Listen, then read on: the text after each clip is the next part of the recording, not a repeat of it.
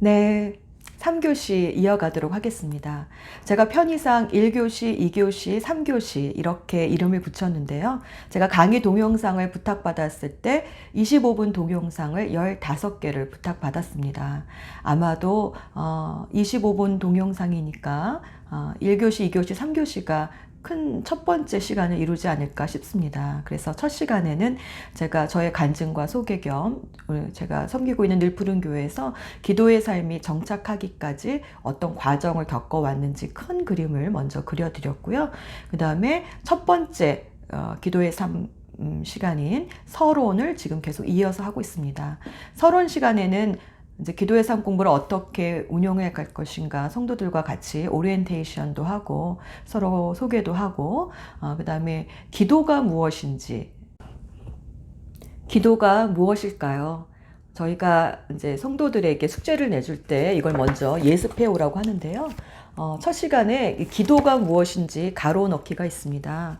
교재 9페이지를 보시면 웹스터의 사전에서 정의하는 기도의 정의와 또 신약 성경에서 말하는 기도의 정의가 무엇인지 이 첫 번째 시간에 강의를 잘 들어야 집에 가서 숙제를 할 수 있습니다.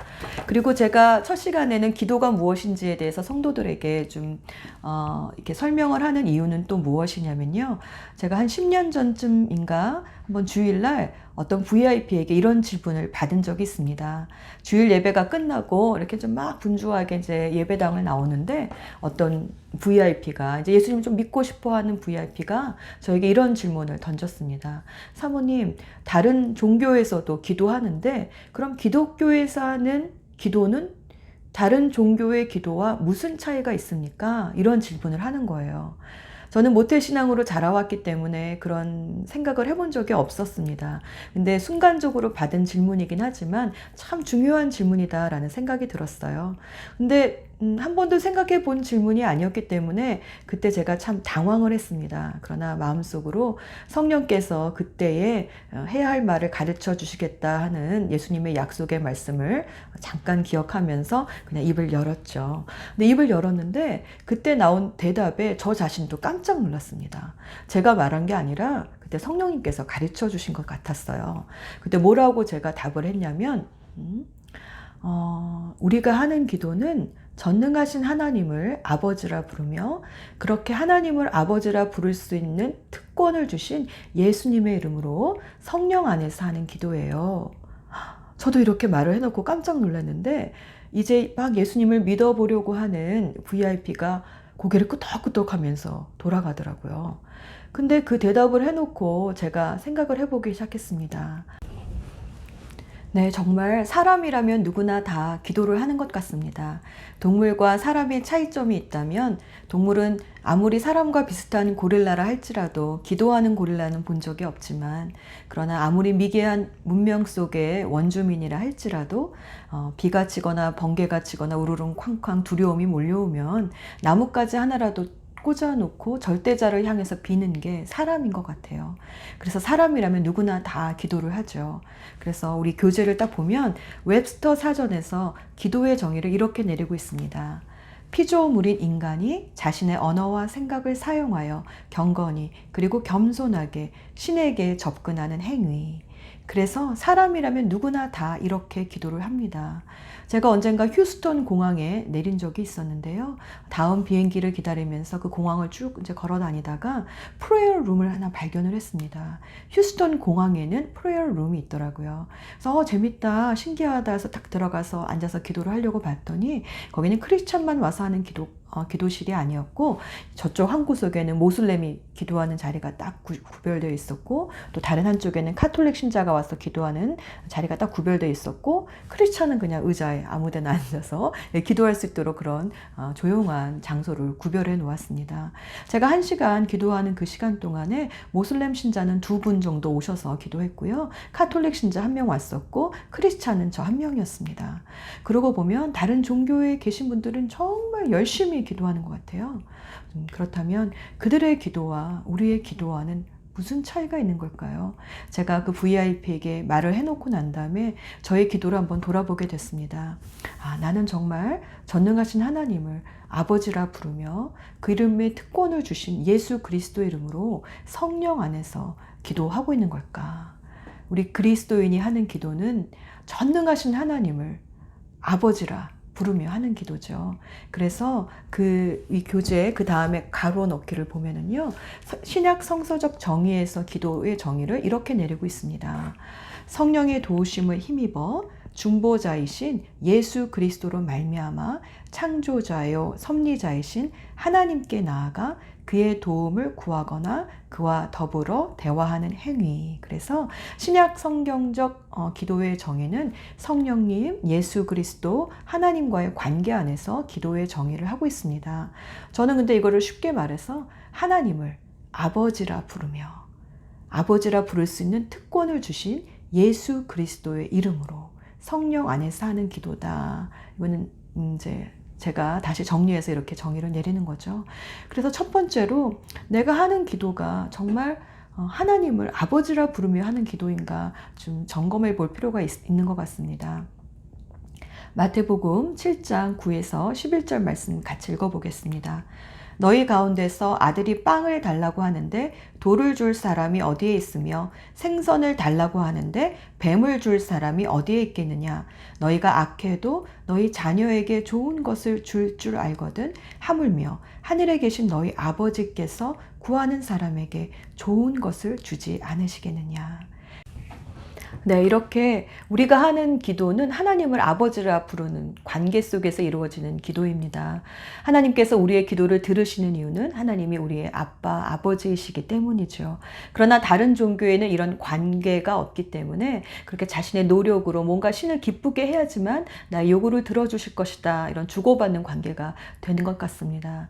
하지만 기독교인이라 할지라도 하나님을 아빠, 아버지라 부르는 게 참 어려운 분들이 있습니다. 특별히 육신의 그 부모와의 관계가 어려운 분들은 참 하나님을 친밀감 있게 나아가는 게 어려운 것 같아요. 아빠, 아버지 부를 때마다 육신의 아버지가 겹쳐 보이기 때문이죠. 사실 저도 그런 사람들 중에 하나였습니다. 왜냐하면 저희 친정 아버지는 군인이셨기 때문에 자녀를 엄격하게 훈련시키셨거든요. 그래서 그런 분위기 속에서 자라다 보니까 내가 하나님 앞에 어떻게 감히 나아가나, 또는 내가 하나님을 좀 기쁘시게 해야지만 내가 원하는 걸 얻을 수 있다라는 그런 잠재의식이 저도 모르게 있었던 것 같습니다.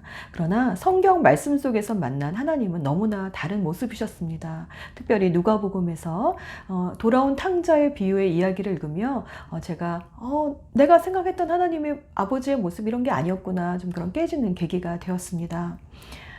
그 말씀 속에서 만나는 하나님 아버지는 내가 떠난 길 끝에서 하루 종일 기다리는 분이셨습니다. 내가 아무리 엉망진창 거짓골이 되었어도 멀리서 그 그림자만 보고도 알아보시고 달려와 내가 무슨 말을 꺼내기도 전에 이미 두 팔 벌려 내 목을 껴안으시고 입맞추는 분이십니다. 나는 너무나 면목이 없어 이제 종으로 살겠습니다. 엎드리는데도 가장 좋은 옷을 꺼내 입히고 손에 가락지를 끼워주시고 내 더러워진 발에 신발을 신겨 주시는 분이십니다. 그뿐 아니라 기쁨에 못 이겨 이제 살찐 송아지를 잡아 잔치를 베푸시는 자식 사랑 팔불출 아버지이십니다. 나의 수치와 연약함을 지적하는 큰 아들에게는 나를 변호해 주시며 나를 이뻐해 주시는, 그냥 무조건적으로 사랑해 주시는 사랑의 눈먼 아버지이십니다. 이 하나님이 이런 분이시구나, 이런 분이 나의 아빠, 아버지시는구나 라는 것을 깨닫게 된 것은 나의 노력으로 되는 것 같지는 않습니다. 우리 로마서 8장 15절 말씀, 여러분은 또 다시 두려움에 빠뜨리는 종살이의 영을 받은 것이 아니라 자녀로 삼으시는 영을 받았습니다. 그래서 우리는 그 영으로 하나님을 아빠, 아버지라 부릅니다. 그래서 기도의 삶 공부 시간에 제가 한 1분 정도 우리 하나님을 아빠, 아버지라 불러보자, 이제 그런 시간을 갖습니다. 눈을 감고 하나님이 이런 아버지시다. 내가 아버지께로 돌아오기만 하면 저기 멀리서도 나를 알아보시고 막 허둥지둥 와서 나를 껴안아 주시고 잘 왔다 이렇게 안아주시는 분이시다. 그 그림을 그려가면서 우리가 아빠, 아버지 한번 불러보자 라고 얘기합니다. 기도는 사실 이 하나님을 아빠, 아버지라 부르면 그냥 그게 전부인 것 같아요. 그것만 되면. 저 딸이 이제 대학에 가서 여기서 한 1시간 반 정도 되는 그 웨이코라는 그 지역에서 대학을 다니고 있는데요. 무슨 일이 생기면 저한테 전화를 합니다. 엄마, 이렇게 부르는데 그 엄마라는 말만 들어도 얘가 지금 나한테 뭔가 자랑을 하려고 전화를 하는구나. 아니면 돈이 떨어졌구나. 근데 엄마만 한데도 알겠잖아요. 우리 하나님 아버지도 마찬가지인 것 같습니다. 우리가 다 모든 말을 할 수 없어도 아바, 아버지 이렇게 부르는데 그냥 하나님이 다 아시는 거죠. 그래서 이 시간에는 한 짧은 몇십 초라고 해도 좋으니까 우리 목사님 사모님도 우리 모든 상황을 아신 하나님 아버지를 한번 불러보는 시간을 갖도록 하겠습니다. 잠깐 제가 음악 깔아드릴 테니까 한 30초만이라도 그 아버지 품에서 얼마나 고단하세요. 요즘 코로나 기간으로. 잠깐 우리를 쉬게 하시는 그 아버지 품 잠깐 들어가서 아빠, 아버지 이렇게 한번 불러보는 시간 가져보겠습니다.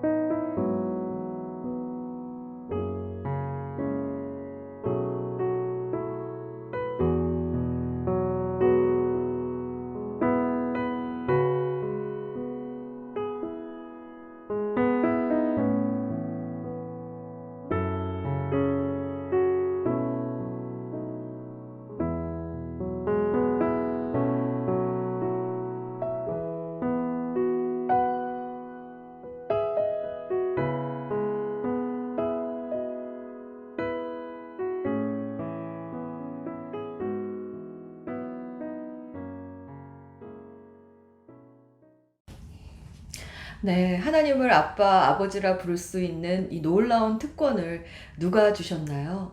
예수 그리스도께서 주셨습니다. 그래서 주님은 요한복음 16장 23, 24절 말씀에서 이렇게 말씀하셨습니다. 그날에는 너희가 나에게 아무것도 묻지 않을 것이다. 내가 진정으로 진정으로 너희에게 말한다. 너희가 아버지께 구하는 것은 무엇이나 아버지께서 내 이름으로 주실 것이다. 지금까지는 너희가 아무것도 내 이름으로 구하지 않았다. 구하여라. 그러면 받을 것이다. 그래서 너희의 기쁨이 넘치게 될 것이다. 네, 그래서 예수님께서 우리에게 그 특권을 주셨습니다. 하나님 아버지께 이제 예수님의 이름으로 나아갈 수 있는, 기도할 수 있는 특권을 주셨죠. 그 기도의 결과가 무엇입니까? 네, 기쁨이 충만해지는 겁니다. 그래서 저는 내 안에 좀 이렇게 기쁨이 사라져 있으면 내가 기도 생활을 한번 점검을 해봐요. 아무리 어렵고 힘든 일이 있어도 기도하게 되면 우리 안에 하늘에서부터 부어지는 기쁨이 생기는 것 같습니다. 기도의 결과는 기쁨이죠. 기도가 마르면 기쁨도 마르고 기도가 풍성해지면 기쁨도 풍성해지는 것 같습니다. 당연한 얘기겠지만 우리가 왜 예수 그리스도 이름으로 기도해야 되나 한 번 더 성도들과 점검을 해봐야 될 필요는 있는 것 같습니다. 그래서 디모데전서 2장 5절 말씀, 하나님은 한 분이시요 하나님과 사람 사이의 중보자도 한 분이시니 곧 사람이신 그리스도 예수이십니다.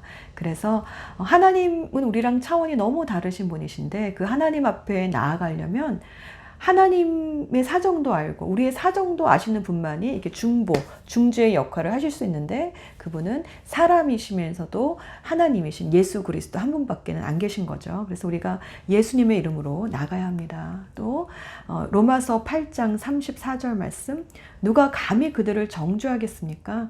그리스도 예수는 죽으셨지만 오히려 살아나셔서 하나님의 오른쪽에 계시며 우리를 위하여 대신 간구하여 주십니다. 사실 하나님은 거룩하고 깨끗한 분이시기 때문에 그분 앞에서 우리가 살아남을 수가 없죠. 죄인인 저희가. 하지만 더 이상 정죄받지 않는 이유는 우리의 죄값을 치르신 예수님이 우리를 위해서 지금도 하나님 보좌 우편에서 우리를 위해서 기도하시고 변호하시고 중재하고 계시기 때문에 그 이름을 힘입지 않고는 나아갈 수가 없는 거죠. 이런 부분에 대해서는 목사님과 사모님들이 저보다 더 성도들에게 잘 설명해 주실 줄로 믿습니다. 제가 좋아하는 말씀은 로마서 8장 32절 말씀인데요. 자기 아들을 아끼지 않으시고 우리를 모두를 위하여 내주신 분이 어찌 그 아들과 함께 모든 것을 우리에게 선물로 거저 주시지 않으시겠습니까? 그래서 하나님께서 독생자 아들도 아까워하지 않으시고 주셨는데 우리에게 내가 주님 앞에 간구했을 때 하나님이 적어도 아까워서 안 주시는 분은 아니시다. 네. 우리에게 정말 가장 좋은 것을 주신다. 그것이 혹시 내가 예상했던 것이 아니라 할지라도 예수님, 독생자 예수님도 아끼지 않으셨는데 무엇을 아끼시겠는가? 예수님의 이름으로 기도합니다. 랄 때는 이런 우리에게 이런 확신과 담보가 되어주시는 거죠. 그래서 우리 유명한 말씀 있죠. 사도행전 3장 6절 말씀. 은과 금은 내게 없어도 내게 있는 것으로 내게 주노니 곧 나사렛 예수의 이름으로 일어나 걸어라. 성전 미문에 앉아있던 그 안진뱅이를 일으켰던 그 이름의 권세. 나에게 은과 금이 없다 할지라도 내가 죽음과 또 죄와 질병의 모든 권세를 이기신 예수 그리스도의 이름이 있으면 그걸로 충분한 것 같습니다. 그 이름 때문에 우리가 이렇게 명령하고 선포하는 기도도 할 수 있는 거죠. 근데 중요한 거는 그 이름이 이 사도 요한과 베드로가 내게 있는 것으로 너에게 준다. 내게 있는 게 뭐냐? 그리스도 예수의 이름이다. 나는 이제 예수의 이름으로 산다 했는데 우리가 기도할 때 주님의 이름으로 기도하려면 내가 누구의 이름으로 살고 있는가? 나의 라스트 네임이 예수 그리스도인가 한번 점검해 봐야 되는 것 같습니다. 내 안에 정말 예수의 이름이 있나? 나에게 예수님의 이름이 있다는 것을 어떻게 알 수 있을까요? 갈라디아서 2장 20절 말씀, 유명한 말씀이죠. 한 번 더 읽어보겠습니다. 나는 그리스도와 함께 십자가에 못 박혔습니다. 이제 살고 있는 것은 내가 아닙니다. 그리스도께서 내 안에 살고 계십니다. 지금 내가 육신 안에서 살고 있는 삶은 나를 사랑하셔서 나를 위하여 자기 몸을 내어주신 하나님의 아들을 믿는 믿음 안에서 살아가는 것입니다. 그래서 지금 내가 예수님의 이름으로 기도한다는 것은 적어도 이제 내가 아니라 내가 예수님의 이름으로 사는구나. 옛사람은 죽고 새사람으로 내가 사는구나. 무엇으로? 믿음으로. 저도 이 믿음이 있는 사람이 예수님의 이름으로 기도할 수 있는 것 있죠. 근데 그 이름이 정말 있는가? 이 시간 한번 점검해 봐야 되는 것 같아요. 내가 누구의 이름으로 정말 살고 있는가? 사도행전 19장 15절 말씀 보면 이제 그 수하게의 7 아들이 귀신을 내어 쫓을 때 귀신이 그랬죠. 나는 예수도 알고 바울도 알지만 당신들은 도대체 누구요? 하고 말하면서 달겨들어서 그들이 봉변을 당하지 않았습니까? 그러니까 예수님하고 나하고는 근데 예수님에 대해서 하는 것이 아니라 예수님하고 나하고의 관계가 있는데 어떤 것 때문에 관계가 이루어지나요? 마태복음 9장 13절 말씀 보면 너희는 가서 내가 바라는 것은 자비요 희생제물이 아니다 하신 말씀이 무슨 뜻인지 배워라. 나는 의인을 부르러 온 것이 아니라 죄인을 부르러 왔다. 그래서 예수님하고 나하고의 관계가 이루어지려면 적어도 내가 죄인인 것을 인정해야 되는 것 같습니다. 예수님께서는 죄인을 부르러 오셨기 때문에 그 죄인을 용서하러 오셨기 때문인 거죠. 그래서 내가 용서받았구나. 내가 예수님의 십자가의 보혈로 내가 용서받았구나. 나는 주님의 용서가 필요한 사람이구나. 그것을 인정하는 사람만이 예수님과의 관계가 형성되는 거고 그런 사람만이 예수님의 이름으로 기도할 수 있는 자격이 있습니다. 그래서 골로새서 3장 13절 말씀에 이렇게 말씀하고 계시죠. 누가 누구에게 불평할 일이 있더라도 서로 용납하여 주고 서로 용서하여 주십시오. 주님께서 여러분을 용서하신 것과 같이 여러분도 서로 용서하십시오. 내가 용서할 수밖에 없는 이유는 내가 용서받은 자이기 때문입니다. 예수님께서 유명한 비유를 해주셨죠. 10,000달란트 빚진 자가 정말 왕이 불쌍히 여겨서 탕감을 받았는데 자기에게 100데나리온 빚진 자를 용서하지 못해서 그를 감옥에 쳐넣었다는 소식을 듣고 왕이 화가 나서 너 나한테 빚진 거 다 갚을 때까지 못 나와 똑같이 감옥에 넣은 사건, 그 비유를 예수님께서 얘기해 주셨습니다. 그 10,000달란트 빚진 자가 어떻게 100데나리온 빚진 자에게 빚을 갚으라고 말할 수 있었을까요? 저는 곰곰이 생각을 해보면 자기의 빚이 정말 탕감받았다는 것을 믿지 못했기 때문이 아닌가 싶습니다. 내가 10,000달란트라는 그 놀라운 빚을 탕감받았는데 나한테 겨우 고작 100데나리온 빚진 자를 왜 용서 못할까요? 그래서 이제 제가 성도들에게 이제 이때 도전을 합니다. 용서를 할 줄 아는 사람만이 내가 용서받았다는 것을 믿은 사람이다. 용서하는 사람만이 예수님하고 나하고의 관계가 이루어져서 예수님의 이름으로 기도할 수 있는 그 믿음이 있는 사람이다. 그리고 정말 용서는 기도의 응답과도 이제 특별한 관계가 있다는 것을 다음 시간에 얘기하겠지만, 용서에 대해서 그때 좀 제가 강조합니다. 예수님과 나하고 관계가 있다는 것은, 내가 예수님의 이름으로 기도할 수 있는 어떤 그 믿음이 있다는 것은, 예수님하고 나의 관계는 용서라는 그 관계 속에서 이루어져 있는데, 내가 그 용서를 받았으면서 다른 사람을 용서하지 못하는 것은 예수님하고 관계를 부인하는 건 아니냐. 그러면 내가 예수님의 이름으로 기도할 수 있는 자격이 있냐, 믿음이 있냐, 점검해 봐야 된다. 그래서 작년인가요? 제가 이 얘기를 하는데 갑자기 앞자리에서 어떤 자매님이 갑자기 소리내서 막 우시더라고요. 저는 깜짝 놀랐어요. 그래서 강의하다가 앞자리에서 누가 우니까 처음에는 제가 좀 은혜를 받았나 싶어서 하고 이제 좀 진정시킨 다음에 나중에 가서 얘기를 물어봤더니 그 순간 제가 용서를 못 하겠더래요. 난 예수님 너무 사랑하는데 그 사람이 자기에게 한 짓을 생각을 하니까 용서할 수가 없어서 너무 분이 나서 그때 울었다는 거예요. 제가 잘 격려하고 기도해 줬는데 그 자매님이 집에 이제 돌아가셔서 내가 이 사람을 용서하지 못한 이유가 무엇인가 체크 막 하다가 믿음으로 결단을 내렸답니다. 주님, 제가 용서합니다. 이런, 그렇게 용서가 쉽지 않은 것 같아요.